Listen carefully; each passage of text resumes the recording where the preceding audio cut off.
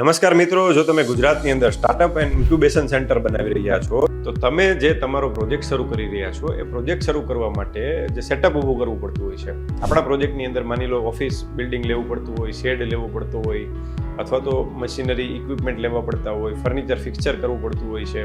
તો આ બધા જ જે ખર્ચા આપણે કરીએ છીએ, કેપિટલ કોસ્ટ કરીએ છીએ, કેપિટલ એક્સપેન્ડિચર કરીએ છીએ. આ એક્સપેન્ડિચર કરવા માટે, આ ઇન્વેસ્ટમેન્ટ કરવા માટે જનરલી આપણે પ્રોજેક્ટ રિપોર્ટ બનાવીને નેશનલાઇઝ કે કોઓપરેટિવ બેંકમાંથી આપણે લોન લેતા હોઈએ છીએ, ટર્મ લોન લેતા હોઈએ છીએ. જો આ ટર્મ લોન તમે તમારા પ્રોજેક્ટ માટે લીધેલી છે અથવા તો લેવાનું વિચારી રહ્યા છો તો તમને એમાં 5% 5 વર્ષ માટે, 6% 6 વર્ષ માટે અને 7% 7 વર્ષ માટે એવી રીતે ઇન્ટરેસ્ટ સબસિડી મળે છે. ચાલો સમજીએ આપણે એ કેવી રીતે મળે છે. જે તમારા પ્રોજેક્ટનું લોકેશન છે એ લોકેશન ઉપર આ બધું આધારિત હોય છે. આ લોકેશનની વિગત પણ તમને હું સમજાવી દઉં છું. ગુજરાત આત્મનિર્ભર સ્કીમ 2022 અંતર્ગત ગુજરાતના અલગ અલગ તાલુકાઓને અલગ અલગ કેટેગરીમાં ડિસ્ટ્રીબ્યુટ કરેલા છે. જેમ કે આપણે કેટેગરી 1, 2 અને 3 એવી રીતે કરેલા છે. માની લો કે તમે રાજકોટ તાલુકા અને રાજકોટ જિલ્લા, રાજકોટ સિટીની વાત કરો છો તો એ કેટેગરી 3માં આવે છે. ગોંડલ તાલુકો અને એની વાત કરો છો તો કેટેગરી 2માં આવે છે. પણ ચોટીલાની વાત કરો છો તો ચોટીલા તાલુકો જે છે એ કેટેગરી 1માં આવે છે. ઇન્ટરેસ્ટ સબસિડી જે છે એ ડિપેન્ડ કરે છે કે તમે કયા તાલુકાની અંદર, કઈ કેટેગરીના તાલુકાની અંદર તમે તમારું યુનિટ શરૂ કરી રહ્યા છો, એના ઉપર તમને સબસિડી મળશે. આ એક્ઝામ્પલમાં આપણે સમજ્યા ચોટીલા, ગોંડલ અને રાજકોટની વાત કરીએ તો જો તમે રાજકોટની અંદર સર્વિસ યુનિટ ચાલુ કરો છો, જે આપણે વાત થઈ મુજબ, તો તમને 5% ઇન્ટરેસ્ટ સબસિડી 5 વર્ષ માટે મળે છે. ગોંડલની અંદર કરો છો તો 6% ઇન્ટરેસ્ટ સબસિડી 6 વર્ષ માટે મળે છે. અને એ જ વસ્તુ ચોટીલાની અંદર તમે શરૂ કરો છો તો 7% ઇન્ટરેસ્ટ સબસિડી 7 વર્ષ માટે મળે છે. તો આવી રીતે તમે જે તમારું યુનિટ શરૂ કરી રહ્યા છો એમનું લોકેશન સિલેક્શન કરવું એ પણ મહત્વનો ભાગ હોય છે. અને આની અંદર તમને આ પ્રકારની સબસિડી મળતી હોય છે. ખાસ કરીને જ્યારે તમે આ યુનિટ બનાવવાનું વિચારો છો ત્યારે તમે કયા કોન્સ્ટિટ્યુશનમાં બનાવો છો, ઇન્ડિવિજ્યુઅલ કેપેસિટીમાં, પ્રોપ્રાઇટરશિપમાં કરો છો, પાર્ટનરશિપમાં કરો છો, LLPમાં કરો છો, પ્રાઇવેટ લિમિટેડ કંપની બનાવો છો, એમાં પણ ઘણો બધો ફેર પડતો હોય છે. જેમ કે તમે જો ઇન્ડિવિજ્યુઅલ છો અને વુમન એન્ટરપ્રિન્યોર છો તો તમને 1% એડિશનલ ઇન્ટરેસ્ટ સબસિડી મળતી હોય છે. તમારી એજ 35 વર્ષથી નીચેની છે તો પણ તમને 1% એડિશનલ સર્વિસ ઇન્ટરેસ્ટ સબસિડી મળતી હોય છે. જેમ કે તમને 5% મળવા પાત્ર છે રાજકોટની અંદર, તો એ 5% વાળા વુમનના કેસમાં 6% થઈ જાય, અને એ વુમન 35 વર્ષથી નીચે હોય તો 7% થઈ જાય. મેલ કેન્ડિડેટ હોય, મેલ એન્ટરપ્રિન્યોર હોય અને એ કરે છે 35 વર્ષથી નીચે છે તો એમને પણ 5% પ્લસ 1% મળે છે.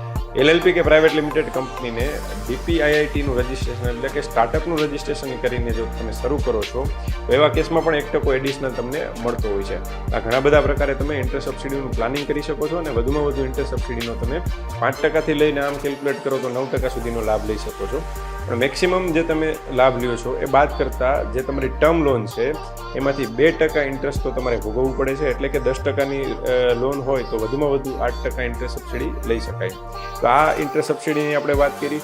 આની અંદર ખાસ જોવું એ પડે કે જે તમે ટર્મ લોનનું ઇન્સ્ટોલમેન્ટ પે કરો છો અને એની અંદર જે ઇન્ટરેસ્ટ પે કરો છો એ ઇન્ટરેસ્ટ જ તમને સબસિડી તરીકે પાછું મળશે. પેનલ ઇન્ટરેસ્ટ કે અધર ચાર્જીસ પેમેન્ટ કરેલા હશે તો એ નહીં મળે. તમે જો ડિફોલ્ટ કર્યો છે કે ભાઈ કોઈ કારણોસર હપ્તા નથી ભરી શક્યા, ડિફોલ્ટ થયેલો છે, તો ડિફોલ્ટ પીરિયડનું ઇન્ટરેસ્ટ છે એ પણ સબસિડી રૂપે તમને પાછું મળશે નહીં. અને આવા સર્વિસ યુનિટને ખાસ કરીને 10થી વધારે લોકોને એમ્પ્લોયમેન્ટ આપવું ફરજિયાત છે આ યુનિટ કરો છો ત્યારે. અને GST નંબર લેવો ફરજિયાત છે. તમારું સોપેક લાઇસન્સ હોય તો સોપેક લાઇસન્સ લેવું જરૂરી છે.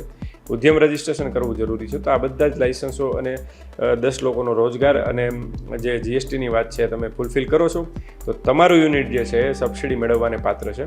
જો તમે તમારા સર્વિસ યુનિટની અંદર સબસિડી લેવા માંગો છો તો તમારે નેશનલાઇઝ બેંક, કોઓપરેટિવ બેંક કે પ્રાઇવેટ બેંકમાંથી જ લોન લેવી પડશે. NBFCમાંથી લીધેલી લોન છે એ સબસિડી મળવાને પાત્ર નથી થતી.